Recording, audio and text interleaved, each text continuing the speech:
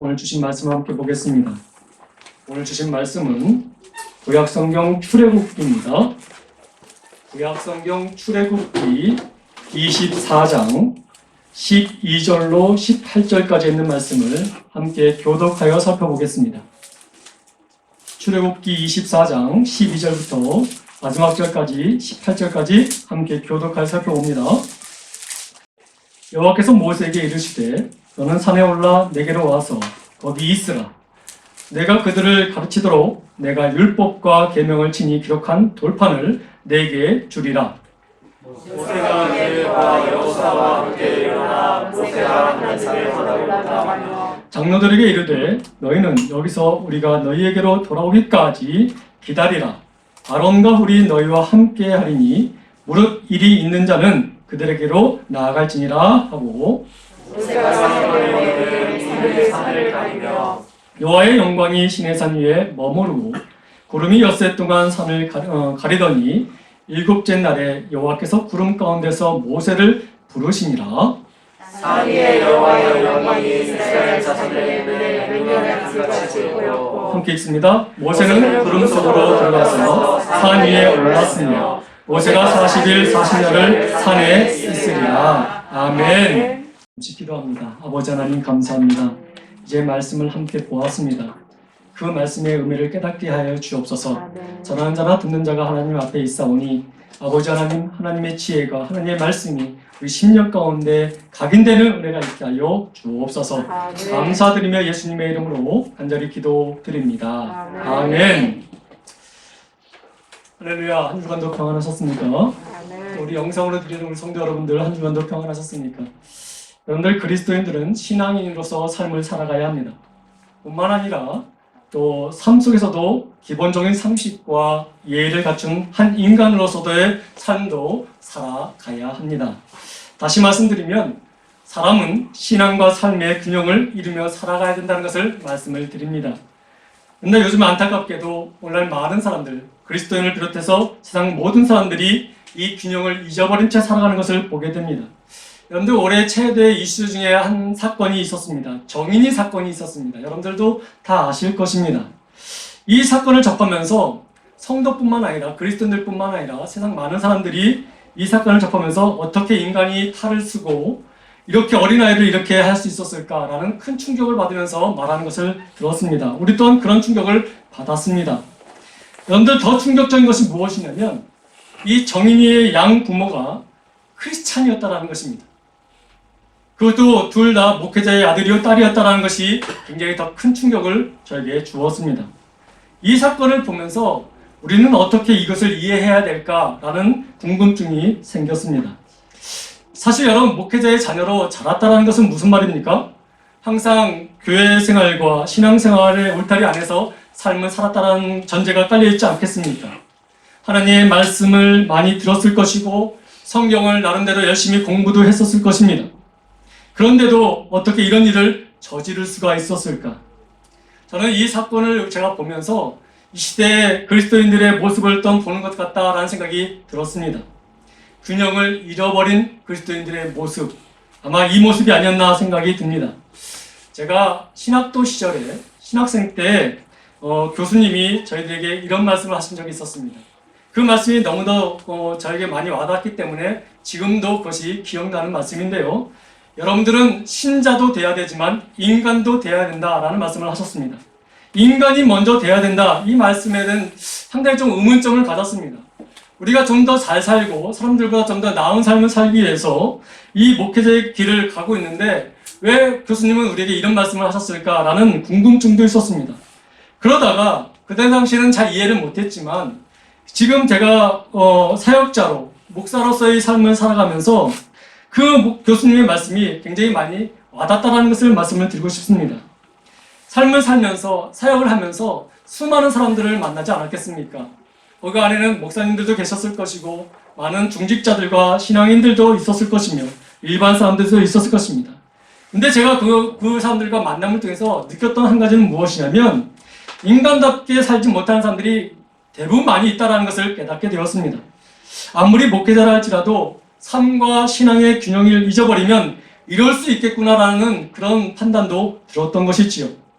그것을 보면서 제가 느꼈던 것은 무엇이냐면 아는 것과 사는 것은 다른 문제구나라는 것을 깨닫게 되었습니다. 여러분, 저만 그런 것이 아니라 어느 시인도 이 말을 하는 것을 제가 기억합니다. 성경뿐만 아니라 여러분의 생활에도 밑줄을 그어야 된다라는 말을 한 적을 들었습니다. 그 말이 무슨 말일까요? 많은 그리스도인들이 말씀을 보면서 이 말씀은 참 은혜되는 말씀이야 라고 밑줄을 많이 그지 않습니까? 아마 여러분들의 성경책에도 여러 군데 밑줄 그은 부분이 있을 것입니다. 근데 그 밑줄에 그은 말씀과 상관없이 살아가기 때문에 그런 것들 때문에 많은 사람들에게 지탄을 받고 많은 균형을 잃어버리고 사는 것이 아니었나 싶은 생각이 드는 것이죠. 아마 그것을 저와 동일하게 느꼈던 이 시인은 이와 같은 말을 우리에게 하지 않았나 싶은 생각이 드는 것입니다. 제가 여러분 예전에도 한번 소개시켜드린 책이 있었습니다. 하나님의 모략이라는 책입니다. 이 책에 보면 한 에피소드가 기록되어져 있는데 하버드의 그 유명한 대학이지 않습니까? 그 하버드가 굉장히 학자금이 그렇게 저렴한 편이 아니에요. 굉장히 비쌉니다. 그렇기 때문에 여러분 그 똑똑한 한 여학생이 그 학교를 다니면서도 그 학자금이 굉장히 되기가 버거워서 학교에서는 학생들이 그 근로 일을 하면서 학교를 청소하거나 여러 일들을 담당하면서 장학금을 받아서 그 학업에 보태면서 공부하게 하는 그런 제도들이 있습니다. 한 여학생이 그 제도를 이용해서 형편이 어렵지만 그래도 공부를 해야 되겠다는 사명감에 그 일들을 하면서 공부를 하는 여학생이 있었습니다. 근데 여러분 그 동국자 중에 좀 여유로운 삶을 살아가는 남학생이 있었는데 그 학생과 같이 여러 강의를 함께 수강하다가 윤리학을 공부하게 듣고 있는데 이 남학생이 이 근로장학생인 이 여학생을 찾고 놀리기 시작한 거예요. 그 놀리다 보다가 보니까 어떤 일까지 벌어지면 성희롱까지 하는 그런 일들이 벌어지게 되었습니다. 그 충격을 받은 이 여학생은 내가 자퇴를 해야 되겠구나라는 생각을 하면서 마지막에 이제 그 교수님을 찾아가서 얘기를 하는데 학점을 보니까 그 친구도 A뿔이고 자기도 A뿔이라는 거예요. 그래서 고민 끝에 그 교수님한테 말하기를 이렇게 말합니다. 선한 사람이 되려고 노력하지 않으면 선을 아는 것이 무슨 의미가 있겠습니까? 라고 질문하면서 여러 얘기를 하는 경우를 나타냈습니다. 이 여학생은 누구를 대상으로 말한 거죠? 남학생에 대한 부분을 말하는 거 아니겠습니까? 윤리학을 아무리 A뿔을 받는다 해도 윤리적으로 살아내지 못하고 노력하지 않는다면 그 학문이 무슨 의미가 있겠냐는 것을 말하고 있는 것이지요. 세상 사람뿐만 아니라 그리스도인들도 이 정인이 사건을 보면서 참 그 양부모에 되게 많은 손가락질을 하였지만 어찌 보면 그들의 모습은 균형을 잃어버린 현대 그리스도인들의 민낯을 그대로 보여주고 있는 것이 아닌가 생각이 든다는 것입니다.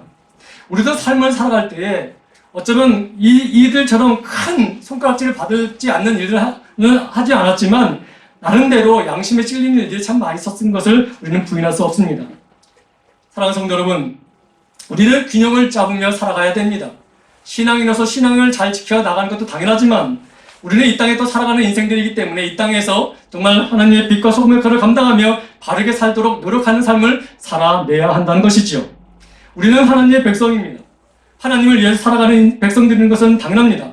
그러나 우리의 삶의 영역이 세상 사람들과 더불어 살아야 되는 이 땅이기에 우리는 신앙과 삶의 균형을 잡고 살아가야 된다는 것을 말씀을 드립니다. 물론 이 땅에 살면서 정말 세상 사람들과 함께 살아가기에 고민스러운 문제도 함께 부딪힐 때가 참 많이 있을 것입니다.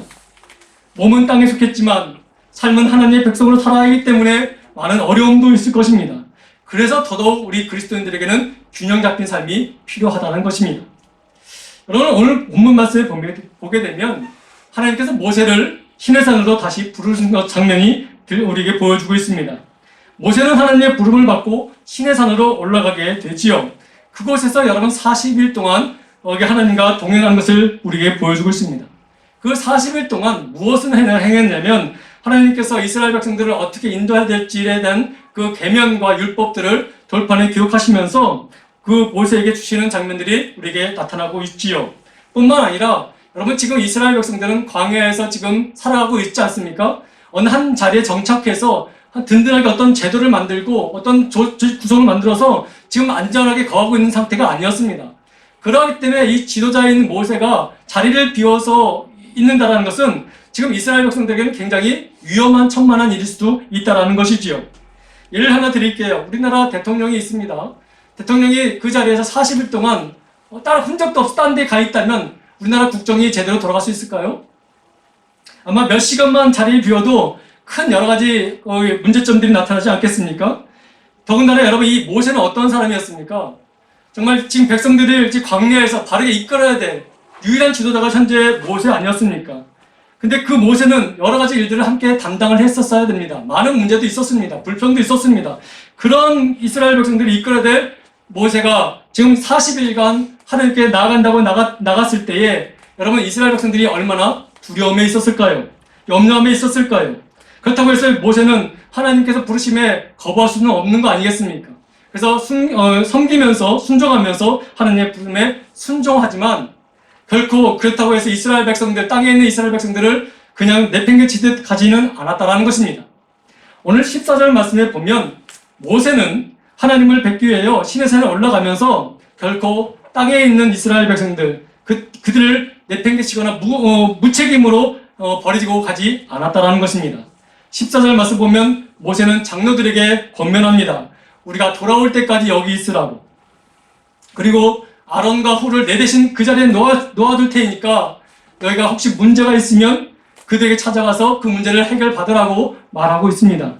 이 모습을 보면서 모세는 땅에 있는 일을 결코 소홀히 여기지 않았고 또 하나님의 앞에 서는 것도 결코 소홀히 하지 않았음을 우리에게 보여주고 있습니다. 어느 한쪽으로 치우치지 아니하고 균형 있게 그 모습을 우리에게 보여주는 것을 보게 됩니다. 이것이 책임 있는 행동이라고 말씀드릴 수가 있고 또 균형 잡힌 그리스도인이라고 말씀드릴 수가 있는 것입니다.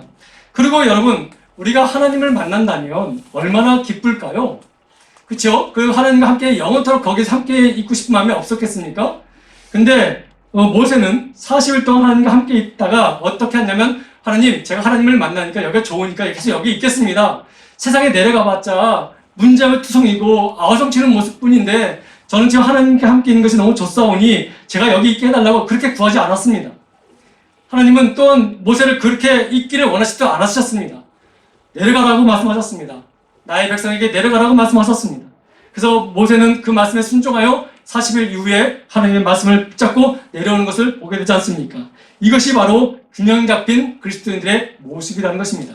비록 그의 삶이 그의 고통이고 많은 문제가 있는 그런 안타까운 삶이었다 할지라도 하나님의 말씀과 함께 다시 내려가는 모습, 이것이 삶 속에 다시 한번 그 자리에서 서는 모습, 이것이 균형 잡힌 그리스도인들의 모습이었다는 것이지요. 그것을 오늘 우리에게 보여주고 있습니다.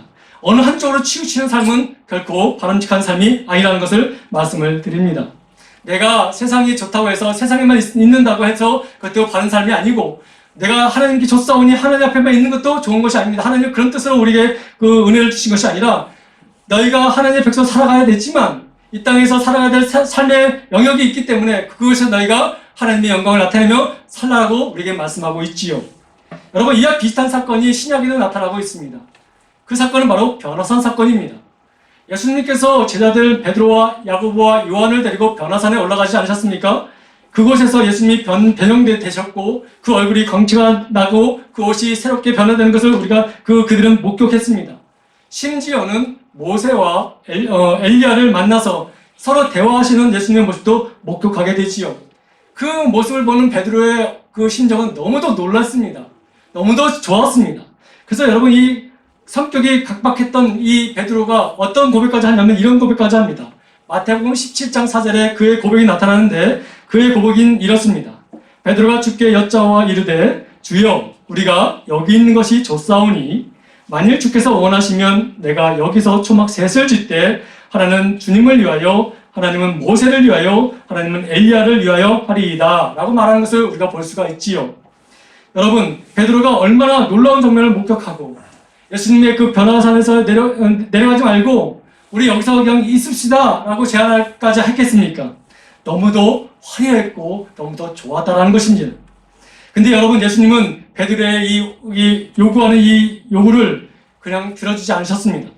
그래, 여기가 좋지? 내려가면 힘들지? 나와 같이 여기서 있자 라고 말씀하지 않으셨어요. 우리 내려가야 된다고 말씀하시면서 그 제자들을 같이 함께 손을 쫙 내려오는 것을 보게 되지요.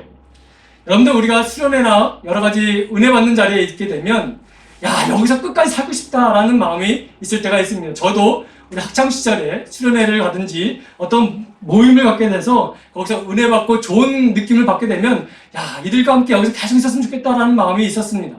또 교회에서 여러 가지 다른 거 다 내려놓고 교회에서 생활하면 좋겠다라는 마음도 있었습니다.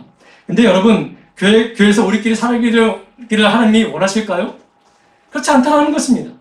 예수님은 제자들을 데리고 변호사에 내려오셨습니다. 여러분 예수님께서 제자들을 데리고 변호사에 올라간 것은 왜 올라가셨을까요? 그때 당시 제자들은 마음에 많은 용기를 잃었고 소망을 잃은 상태였습니다. 자, 그 어떤 소망과 어떤 용기를 잃었을까요? 이 변호사 사건 바로 앞에 보면 어떤 사건이 일어나냐면 예수님께서 가이사랴 빌립보의 지방에 들어가십니다.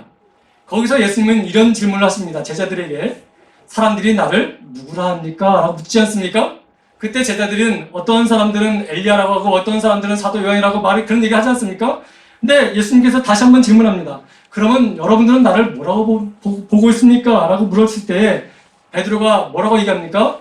주는 그리스도시요 살아계신 하나님의 아들이십니다 라는 신앙의 고백을 하고 있지 않습니까? 그때까지는 참 분위기가 좋았어요. 근데 여러분 그 이후에 예수님이 무슨 말씀하시냐면 당신이 십자가로 인하여 어떤 고난과 죽임을 당할 것이라는 것을 얘기하기 시작하십니다. 여러분 그 얘기를 듣고 난 다음에 그 믿음의 고백을 한 베드로가 뭐라고 얘기합니까? 또 제자들도 아마 같은 마음이었을 텐데 어떤 일 하냐면 예수님을 붙잡고 항변하듯이 그런 일은 절대 일어나지 않습니다 라고 말합니다. 그러고 난 다음에 제자들이 그 예수님의 말씀을 듣고 난 다음에 마음에 어떤 부분이 생겼을까요? 실망과 낙심이 들기 시작했지요.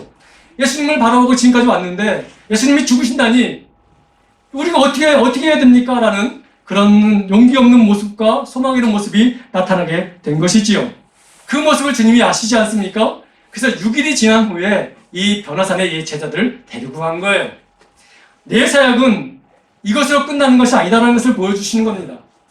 내 사역에는 부활의 영광이 있다는 것을 말씀해 주시기 원하셨던 것이에요. 너희가 죽는다는 것만 보고 낙심하고 절망하지 말고 내 사역은, 내 일은, 내가 이곳에 온 것은 너희에게 용기와 소망을 주기 위한 것이라는 것을 깨닫게 하시기 위해서 이 사건을 제자들에게 보인 거예요. 그러니까 이 사건을 보기 전까지 베드로와 제자들의 마음에는 어떻을까요? 아, 예수님이 죽으신데 어떡하지? 라는 그 절망감이 있었다는 것이죠. 그것이 그들을 지배하고 있었다는 것입니다. 그래서 여러분 예수님은 이 제자들에게 용기를 주시기 위해서 이 메시지와 이 부분들을 보여주고 있는 것입니다. 심지어는 이 하나님께서 제자들에게 나타나서 뭐라고 말씀하십니까? 이는 내 사랑하는 아들이요 내 기뻐하는 자니 너희는 그의 말을 들으라 할 정도로 하나님의 말씀까지 듣게 하셨습니다. 그 이유가 무엇일까요? 너희 염려하지 말라라는 거예요. 소망 가운데 하나님을 바라보고 하나님의 영광 가운데 그분을 바라보고 그 말씀을 들으면 그 하나님의 놀라운 부활의 영광이 너희가 맛보게 될 거라는 것을 말씀하고 있다는 것입니다. 그래서 여러분 이 변호사내에 있는 그 사건들은 이 제자들에게 어떤 화려한 것을 보여주기 위한 그런 부분이 아니라 지금 그 십자가의 그 사건에 대한 얘기를 듣는 순간 마음이 낙심했던 그 모습에게 다시 용기와 희망을 주기 위해서 이 부분들을 말씀하셨다는 것입니다. 그리고 너희가 용기와 희망을 다시 받았다면 회복됐다면 다시 땅에 내려가서 우리의 할 일을 감당해야 된다는 메시지가 이 사건에 있었다는 것이죠. 이 말씀을 다시 한번 종합해 말씀을 드리면 비록 이 땅에 살아가는 것이 고난이요 소망이 없는 것이 보이지만 너희가 하나님 앞에서 말씀을 붙잡고 그 말씀의 은혜를 받았다면 용기와 희망을 다시 가졌다면 너희는 다시 그것을 가지고 이 땅에서 고난을 이기며 살아가야 된다는 균형 있는 말씀을 우리에게 지금 주시고 있다는 것입니다. 여러분 우리는 승리의 삶을 살아내야 합니다. 많은 문제가 있고 많은 고난이 있다 할지라도 그래서 낙심하고 용기가 정말 떨을 때가 많이 있지만 그래서 우리는 어떤 변화산이라는 장소를 찾을 때가 많이 있습니다. 그것이 교회일 수도 있고 기도원일 수도 있고 여러 가지 곳일 수도 있습니다. 거기서 여기가 좋다고 해서 거기만 있을 것이 아니라 거기서 너희가 하나님의 말씀으로 은혜 받고 또 회복이 되었다면 다시 너의 삶 가운데 자리에 내려가서 그 은혜 가운데 너희가 삶을 이기라 라는 말씀을 우리에게 주고 있다는 것이죠. 그래서 여러분 이 제자들에게 예수님께서 변호사의 사건을 보여주신 이유가 바로 이런 메시지가 있었다는 것입니다. 이것이 균형 있는 그리스도인들의 모습이라고 우리에게 던져주고 있는 메시지라는 것이죠. 교회도 마찬가지입니다. 교회는 우리가 계속 머무는 곳이 아닙니다. 교회는 하나님을 예배하는 장소이면서 우리가 또 신앙의 훈련을 하는 장소요, 신앙의 교육을 받는 장소입니다. 때로는 이 교회 안에서 우리의 그리스도의 정체성을 또 확립하는 것이 이 교회라는 것입니다. 여기서 우리의 정체성이 확립되어지고 또 우리가 은혜 받고 훈련받아지게 된다면 그 주신 은혜와 힘을 공급받아 다시 우리 삶의 자리에서 하나님의 영광을 드러내는 삶을, 승리의 삶을 살아가야 된다는 것을 우리에게 말씀하고 있는 것이지요. 그래서 여러분, 예수님께서 우리에게 뭐라고 말씀하셨습니까? 너희는 세상의 빛과 소금이라고 말씀하지 않으셨습니까? 너희는 교회의 빛과 소금이라고 말씀하지 않으셨습니다.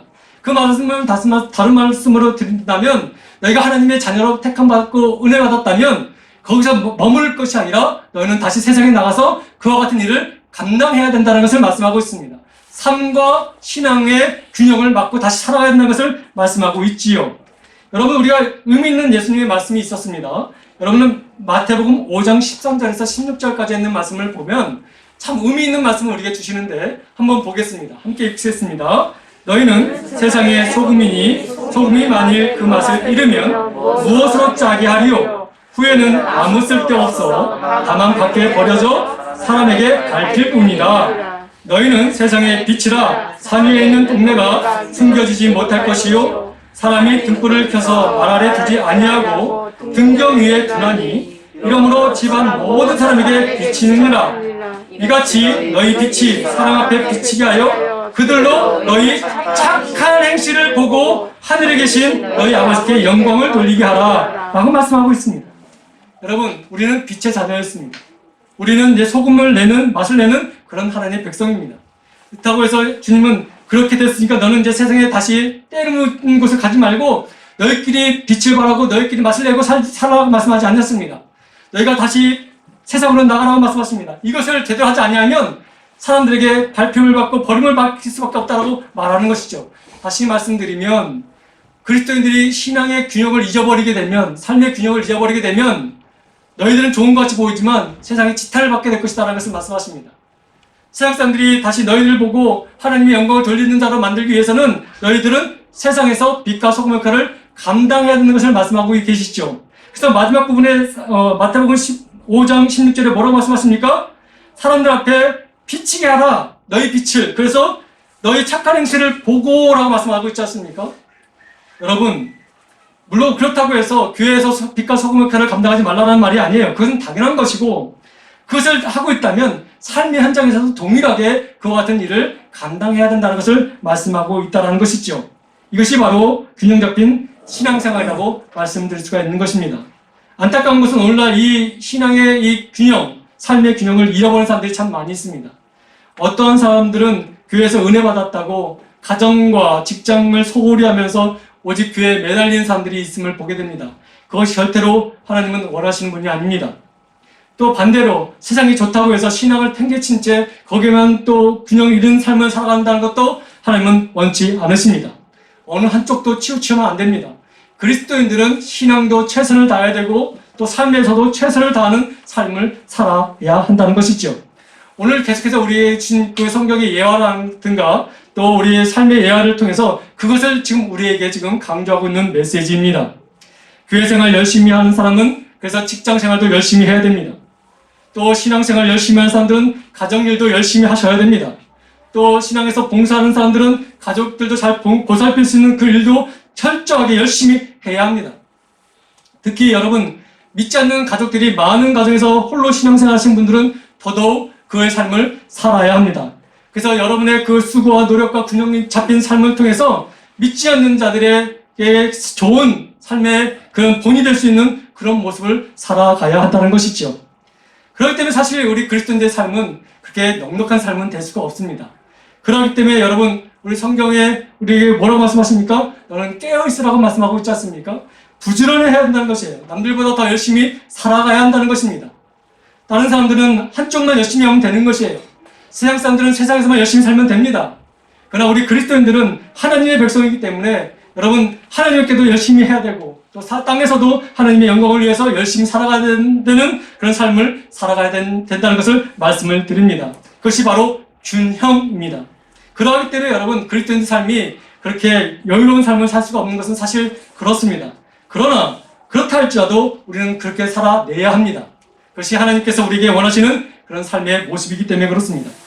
성경의 단적인 예를 하나 드리겠습니다. 구약에 보면 느헤미야라는 사람이 나옵니다. 이분은 사실 포로 삶을 살았지만 정말 좋은 자리에 있었던 사람이었습니다. 그러나 그가 예루살렘 성벽이 무너졌다는 것을 듣고 그가 자청해서 이스라엘 총독으로 예루살렘 총독으로 부임하게 되지요. 왜 그랬습니까? 무너진 예루살렘의 성벽을 재건하기 위한 그런 사명이 있었기 때문에 그가 부임하게 되지요. 그러나 여러분, 그 느헤미야는 그 일에만 집착하지 않았고 먼저 하나님께 기도를 했다는 것을 우리가 보여주고 있습니다. 다시 말씀드리면 느헤미야는 신앙과 삶을 균형을 잃지 않냐고 살았다는 것입니다. 많은 이방 민족들이 이 이스라엘 백성들이 예루살렘 성벽을 쌓으려고 할 때 많은 방해가 있었습니다. 그럴 때에 그들에게 여러분 이 느헤미야는 그것을 막자라고 어떤 삶의 부분만 강조했지 않았고 이 하나님께 먼저 기도합시다라는 신앙의 본을 먼저 보여주고 있습니다. 신앙을 지켰습니다. 그러고 난 다음에 우리가 기도했으니 우리는 이제 더 이상 할 것 없다라고 말하는 것이 아니라 이제 우리가 해야 될 일을 해야 된다는 것을 말하고 있습니다. 그래서 여러분 기도하면서 적들의 공격을 대비해서 무장도 하고 또 각자의 위치에서 맡겨진 사명을 감당하도록 독려했던 사람이 바로 이 느헤미야였다는 것이죠. 여러분 우리 한쪽 예를 한번 볼까요? 느헤미야서 4장을 보게 되면 이런 부분들을 조금 우리에게 디테일하게 우리가 보여주고 있는데 어떤 방비까지 하고 있는지 한번 보겠습니다. 16절과 18절까지 한번 보겠습니다. 함께 보겠습니다. 그때로부터 내 수하 사람들의 절반은 일하고 절반은 갑옷을 입고 창과 방패와 활을 가졌고 민장은 유다 온 족속의 뒤에 있었으며 성을 건축하는 자와 짐을 나르는 자는 다 각각 한 손으로 일을 하며 한 손에는 병기를 잡았는데 건축하는 자는 각각 허리에 칼을 차고 건축하며 나팔을 부는 자는 내 곁에 섰었느니라. 무슨 말씀입니까? 느헤미야가 이 무너진 성벽을 보고 모든 백성들과 함께 하나님을 예배했습니다. 신앙을 지키기 위해서 그랬습니다. 그러고 난 다음에 그렇게 삶에 무감각하지 않냐고 우리가 해야 될 것은 철저히 자신의 맡겨진 일을 감당하면서 준비할 것은 최선을 다해 준비하면서 그렇게 삶을 살았다는 것이죠. 이것이 신앙과 삶의 균형 잡힌 모습이라고 말씀을 드릴 수가 있는 것입니다. 쉽지 않은 것입니다. 그렇기 때문에 그리스도인들은 더더욱 힘써 노력해야 될 부분이 있습니다. 그러나 여러분 그것을 우리가 못한다 할지라도 하나님이 그것을 할 수 있도록 힘을 주신다는 것이죠. 그리고 그것을 이룰 수 있도록 하나님이 허락해 주신다는 것입니다. 그렇기 때문에 여러분 삶이 힘들고 어렵다고 해서 도망치듯 가려고 하는 마음보다는 내가 다시 한번 하나님 앞에 서서 내가 흐트러졌던 균형을 잃었던 부분들을 다시 균형 잡힐 수 있도록 하나님께 간구하고 나가는 은혜가 있기를 소망합니다. 그리하면 여러분 균형 잡힌 그릇된 삶의 모습이 우리 삶 가운데 다시 드러나게 될 것이고 그런 삶을 보면서 세상의 모든 사람들이 우리를 보면서 하나님께 영광을 돌리는 은혜의 삶이 되게 될 줄 믿습니다. 사실 처음부터 이런 균형 잡힌 삶을 살 수 있는 능력이 우리에게는 없습니다. 그래서 우리는 자라나야 합니다. 계속해서 우리는 움직여야 됩니다. 몸부림쳐야 됩니다. 하나님, 우리가 그렇게 살 수 있도록 하나님의 백성으로서 살 수 있도록 그리고 이 땅에 살아가는 우리의 모습이 하나님의 영광이 되고 사람들에게 본이 될 수 있는 삶을 살 수 있도록 끊임없이 우리는 신앙 안에 살아야 되고 또 말씀으로 우리 훈련받고 또 그 말씀에 훈련받은 것을 삶으로 살아내는 그런 모습이 우리에게 끊임없이 있어야 된다는 것이죠. 그래서 성도는 자라나야 되는 거예요. 여러분 자라기 위해서는 얼마나 많은 고통이 있겠습니까? 그렇기 때문에 여러분 그 고통이 무섭다고 내팽개치는 것이 아니라 우리는 그렇게 해서 열심히 더 부지런하게 좀 더 살아야 되는 것이죠. 여러분 아인슈타인이라는 여러분 과학자를 아실 것입니다. 그분이 이런 말을 했어요. 인생은 자전거를 타는 것과 같다라고 말했습니다. 균형을 유지하기 위해서는 계속해서 움직여야 된다는 것을 말하고 있는 거예요. 멈춰진 자전거에서 균형을 잡는 것이라는 것은 결코 쉽지가 않습니다. 하지만 자전거가 조금씩 움직이기 시작한다면 균형 잡기가 굉장히 쉽습니다. 물론 페달을 계속 밟아야 된다는 우리의 수고가 있습니다. 그렇지만 여러분 자전거가 움직이면 우리는 균형 잡게 바르게 갈 수가 있게 되는 것이죠. 마찬가지입니다. 우리의 신앙도 정체되기 시작하면 균형을 잃을 때가 참 많이 있습니다. 한쪽으로 치우칠 때가 있습니다. 그렇기 때문에 우리 성도들은 우리 바르게 균형 잡힌 그리스도인이 되기 위해서는 우리는 말씀 앞에 성숙하고 말씀 앞에 성장하는 모습이 있어야 됩니다. 그리고 그 말씀이 나의 삶에서 이루어질 수 있도록 끊임없이 우리는 그런 삶을 살아가야 되는 것이지요. 그러할 때 우리의 삶은 균형 잡힌 그리스도인으로서 사람들에게 칭찬받고 하나님께 기쁨을 드릴 수 있는 그런 성도가 될 수 있을 것입니다. 물론 쉽지 않습니다. 희생도 따라야 될 것이고 남들보다 수고를 더 많이 해야 될 것입니다. 그러나 그 수고와 성정 속에 하나님의 영광을 우리는 경험하게 될 거라는 것이죠. 사랑하는 성도 여러분, 이제 말씀을 정리합니다. 우리 그리스도인들은 균형 잡힌 삶을 살아가야 합니다. 어느 한쪽에만 치우쳐서는 안 되는 것이죠. 그렇다고 해서 우선순위를 세상에 먼저 두라는 말씀이 아닙니다. 우선순위를 하나님의 말씀에게 두고 그 말씀을 붙잡고 삶에서 그것을 이룰 수 있도록 살아가는 말씀입니다. 신앙과 삶의 균형을 잃어버리게 되면 세상에 지탄을 받을 수밖에 없는 그런 모습으로 전락하게 되는 것이지요. 그래서 여러분, 성경을 보면서 밑줄을 긋는 것도 중요하지만 여러분의 삶을 보면서 여러분의 삶에도 밑줄을 그면서 살아가기를 간절히 소망합니다. 그럴 때에 하나님의 영광 가운데 우리는 세상의 빛과 소금의 역할을 감당하며 살아가게 되는 거룩한 그리스도인이 될 줄 믿습니다. 그렇게 하기 위해서는 여러분 성장하십시오. 그렇게 하기 위해서 여러분 성숙하십시오. 그 성장과 성숙은 하나님의 말씀에 있습니다. 그리고 그 말씀을 가지고 여러분의 삶을 살아내십시오. 하나님의 그 말씀이 여러분 살아낼 수 있도록 힘과 지혜와 능력을 허락해 주실 줄 믿습니다. 여러분, 그래서 여러분 그리스도의 향기가 여러분을 통해서 세상에 퍼지게 되게 하시고 또 여러분의 그 모든 헌신과 노력과 수고가 그리스도의 편지가 되어서 저 세상 사람들에게 보여지는, 들려지는 그런 모습이 되길 간절히 소망합니다. 이 한 주간도 그런 삶을 살아가는 저와 여러분들 되길 간절히 소망합니다. 기도하겠습니다. 아버지 하나님 감사합니다. 우리의 삶을 돌이켜보면 균형을 잃을 때가 참 많이 있습니다. 어쩌면 균형을 잃을 수밖에 없는 시대가 되었음을 깨닫습니다. 하나님, 오늘 이 주신 말씀을 다시 한번 기억하면서 우리의 삶을 다시 한번 돌아보길 원합니다. 말씀에 치우치게 산 것이 우리의 삶의 다다라고 생각했던 우리의 모습이었다면 다시 한번 우리가 주신 말씀의 은혜를 붙잡고 세상에서 살아낼 수 있는 힘을 더하여 주옵시고 세상 것만 추구했던 우리의 삶이었다면 하나님 다시 한번 우리의 정체성을 깨달아 하나님 앞에 서게 하여 주는 은혜가 있게 하여 주옵소서. 그래서 하루하루를 살아내는 또 하나님의 말씀으로 승리하는 우리 균형 잡힌 우리 그리스도인들이 다 되게 하여 주셔서 세상에 지탄받는 그리스도인이 아니라 하나님께 영광 돌리고 세상에 칭찬받는 참된 그리스도인들이 다 될 수 있도록 은혜 베풀어 주옵소서. 특히 우리 예담교회 우리 사랑하는 권속들이 그렇게 살아내는 사람들이 되게 하여 주옵시고 그 삶을 통해서 많은 사람들이 하나님의 영광을 높여드리는 은혜가 있게 하여 주옵소서. 감사드리며 예수님의 이름으로 간절히 기도드립니다. 아멘.